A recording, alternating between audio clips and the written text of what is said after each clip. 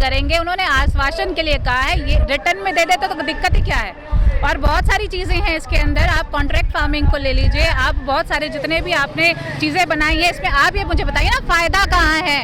आप एक बात कही है कि किसान की मर्जी है, वो कॉन्ट्रैक्ट फार्मिंग करे या ना करे, वो मंडी में जाके सीधा बेच सकता है। भाई बेच तो पहले भी सकता था, पहले, अब उसमें सरकार ने नया किया कि पूरे देश के अंदर क्या शिमला का सेब यहाँ नहीं बिकता है तो हम कहीं भी जाकर के बेच सकते थे। तो इसमें नया सरकार ने क्या किया है, आपने क्या किया है, जो इंडस्ट्रियलिस्ट है उनको इतनी रिबेट्स दे दी उन्होंने, आपने उनके ऊपर से टैक्सेस भी हटा दिए, और जो आपकी मंडियां थी वहां पर आपको टैक्स देना पड़ेगा। तो भाई कौन बेवकूफ़ है जो जाकर के वहां पे बेचेगा, आपको तो इंडस्ट्रियलिस्ट को बेचना पड़ेगा। शुरू में तो वो आपको बड़े स्कीम्स देंगे, बड़े आपको वो प्रॉफिट दिखाएंगे कि सस्ते दाम में आपका दिखाएंगे कि भाई हम लोग तो आपको बहुत अच्छा रेट देंगे और वहाँ से मत लीजिए। जब मंडियाँ बंद हो जाएंगी फिर उनकी वो डोमिनेंस, आपने जियो का नहीं देखा कि IMTNL क्या बंद हो गए, इंडियन एयरलाइंस आपका जो है वो बंद होने जा रही है, आप रेलवेज बेच दिए, आपने सब कुछ तो प्राइवेटाइजेशन कर दिया, आप एग्रीकल्चर को भी प्राइवेटाइजेशन। आप बताइए ना, हमारी जो देश की GDP है वो 17% तो हमारी एग्रीकल्चर से आती है, और एग्रीकल्चर जो है वो 60% जो है एम्प्लॉयमेंट एग्रीकल्चर दे रहा है। कोविड जो महामारी है उसके दौरान भी आज इकोनॉमी किसने संभाली हुई है, हमारी एग्रीकल्चर ने संभाली हुई है। तो आज जो इंडस्ट्रियलिस्ट है उनकी जो नज़र है वो आपकी एग्रीकल्चर पे है। आज वो इस मार्केट को भी कैप्चर करके वो सारा जो कंपटीशन है वो ही खत्म कर देना चाहते हैं, और जब कंपटीशन खत्म हो जाएगा ना, जब ये मॉल सिस्टम आ जाएगा तो आप बताइए महंगाई बढ़ेगी या घटेगी। तो ये आम आदमी का भी जो है उसके लिए भी तो चली रही है। हाँ। निकलेगा नहीं, देखिए हल तो निकालना पड़ेगा, और अगर सरकार को लगता है कि किसान पीछे हट जाएंगे तो बहुत गलतफहमी में है। और इसमें कि वो बिल वापस नहीं लेगी, हम भी वापस नहीं जाएंगे, इधर से वापस नहीं जाएंगे, हम भी वापस नहीं जाएंगे जब तक बिल वापसी नहीं, हमारे घर लोग शहीद हो चुके हैं, इतना बलिदान जा चुका है, अब भी आपको लगता है कि हम उनकी शहादत को बेकार होने देंगे? अब हम जो हमारे जो बुजुर्ग लोग हैं जिन्होंने अपनी जान गंवा दी, उनके लिए हम भी यहीं पे डटे हुए हैं। हमारी भी अगर शहादत हो जाती है तो हम तब भी पीछे हटने वाले नहीं हैं। कल की वार्ता के बाद क्या कुछ प्लानिंग रहेगी, उसके बाद आप लोग क्या कुछ करेंगे? वो तो कल के उस पर निर्भर करेगा क्या रहता है। कह दिया कि बिल वापसी नहीं लेगी, वापसी नहीं, हम जाएंगे तो कल की मीटिंग का भी कुछ कोई वो नहीं है तो हम जाएंगे भी नहीं। 26 जनवरी को लेकर क्या 26 जनवरी में वहीं दिल्ली में मनेगी। दिल्ली पहुंच रहे हैं, उससे पहले दिल्ली जाएंगे, परेड आज तो रिहर्सल है जो ट्रैक्टर का है वो 26 जनवरी में वहाँ होगा। सरकार की बात का कोई भरोसा नहीं है भाई साहब। सरकार ने जो भी वादा किया उसमें से एक भी बात दिखाओ आप। 2 करोड़ रोजगार, पता नहीं क्या क्या, मैं तो बोलते बोलते थक जाऊंगा। बोलते कुछ हैं करते कुछ हैं, तो इनका कोई बिलीव नहीं है। अपने देश में छोड़ो, कहीं पे भी नाम आता है इनका जुमलेबाजी में। मीठी छुरी रख के ना देश लूट लिया अगले ने, कहाँ विश्वास करें। कानून बनाओ, जैसे ये अध्यादेश ला के बनाया था ना, 2 मिनट में कानून बनता है आजकल तो मोदी जी की सरकार में। किसानों के लिए दिल क्यों नहीं बड़ा हो रहा?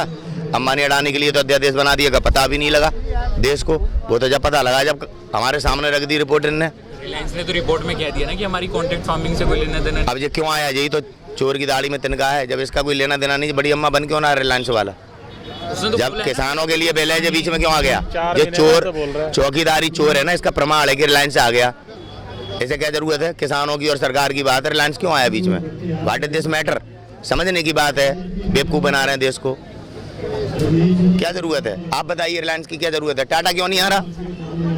टाटा क्यों नहीं आ रहा? और भी देश में उद्योगपति क्यों नहीं आ रहे? भाई हमारा कोई लेना देना नहीं कारपोरेट जगत में, वो भी तो आते हैं। रिलायंस ही क्यों आया? गोदाम इनने क्यों बनाए? कानून बनाने गोदाम बन गए। देश समझता है, इतना बेवकूफ नहीं है। अरे मीठी छुरी रख के देश बेच दिया भाई, देश बेच दिया मोदी ने। क्या विश्वास करें इन पे? विश्वास योग्य है ही नहीं। भारत ने प्रधानमंत्री चुना कि ये सबका साथ, सबका विकास, सबका विश्वास। किसका है विश्वास? इनने पूरा शासन नष्ट कर दिया। न्यायपालिका पे भी आज टिप्पणियां उठ रही हैं। क्यों उठ रही हैं? क्योंकि आज न्यायपालिका देश के साथ न्याय नहीं कर पा रही कहीं ना कहीं।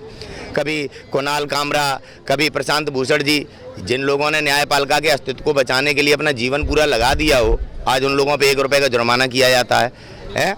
अर्नब गोस्वामी जब टीवी पे भौंकता है तो न्यायपालिका कहती है कि चैनल बदल दो।